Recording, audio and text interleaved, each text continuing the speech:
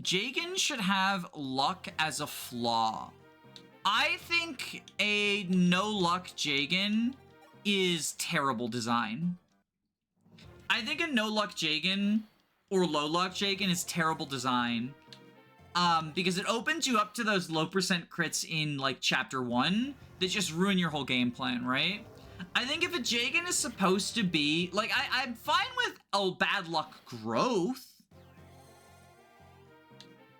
but a low luck base, it means that basically on the highest difficulties you have the reset tax. Like, that's what Shadow Dragon Jagan, his bad luck does. It just means you have the reset tax. Sometimes he gets hit by a 1% crit, and you just hate your life.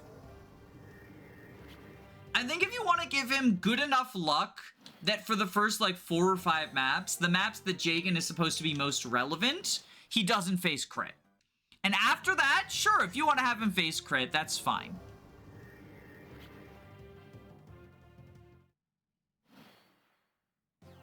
Engage needs more black people. True. Low luck on units generally puts me on edge every time they get into combat.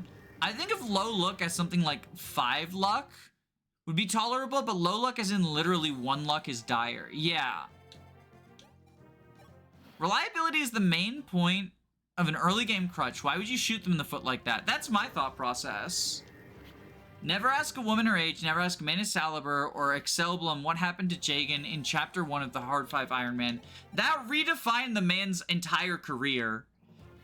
I don't know if anyone knows this, anyone knows the Excelblem deep lore, but initially, the reason that he's named Excelblem, he's talked about this before, is he intended to do, like, very reliability-pilled, statistics-pilled, like, here's Fire Emblem like it's an Excel spreadsheet, right?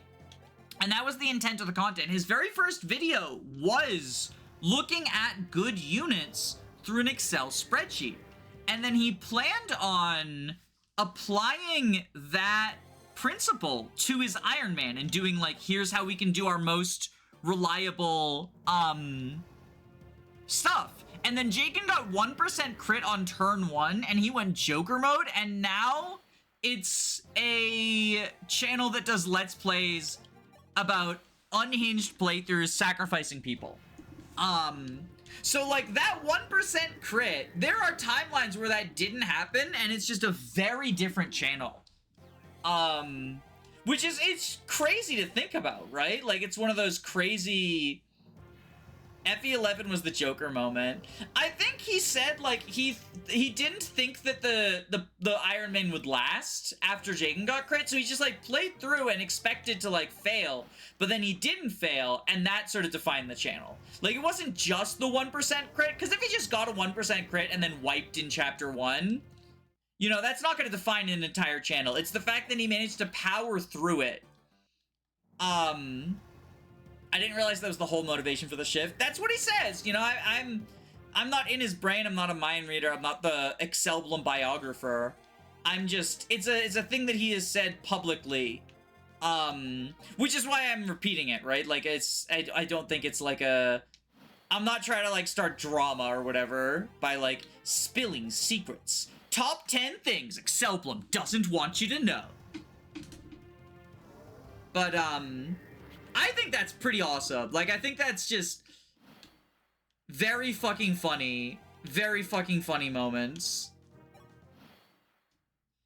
He did Conquest Endgame with 0 strength recently.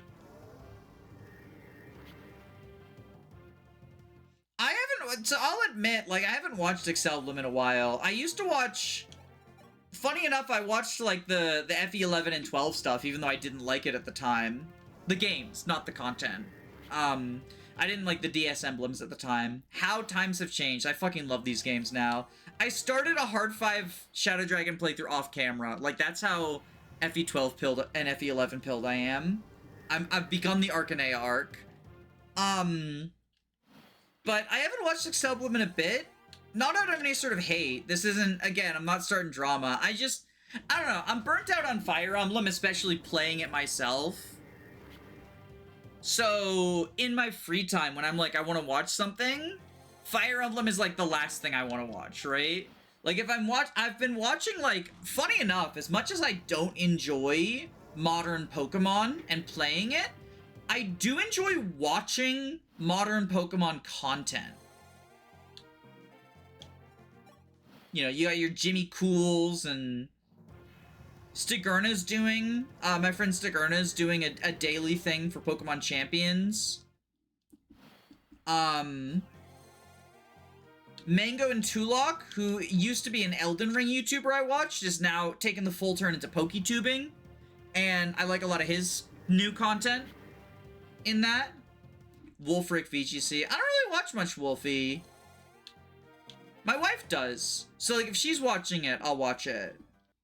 And sometimes I'll throw it on for, like, both of us. But it's not one that I'll look at in my own, typically. I like to watch Hardcore Nuzlocke. Yeah, Flygon HG is a favorite of mine. Recently watched the Pokemon Challenges Run and Bun. I'm glad that he's actually making content instead of React content now. Like, actually doing playthroughs and shit.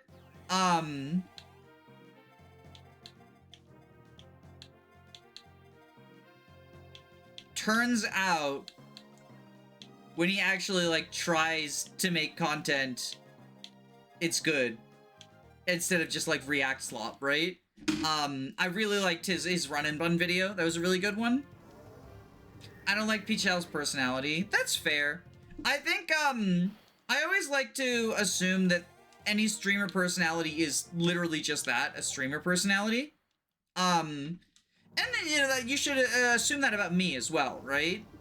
Top 5 streamers faking their personality. But, like, for real, this is a public-facing persona, and the same is true of all streamers. Your favorite streamer is lying to you about their personality.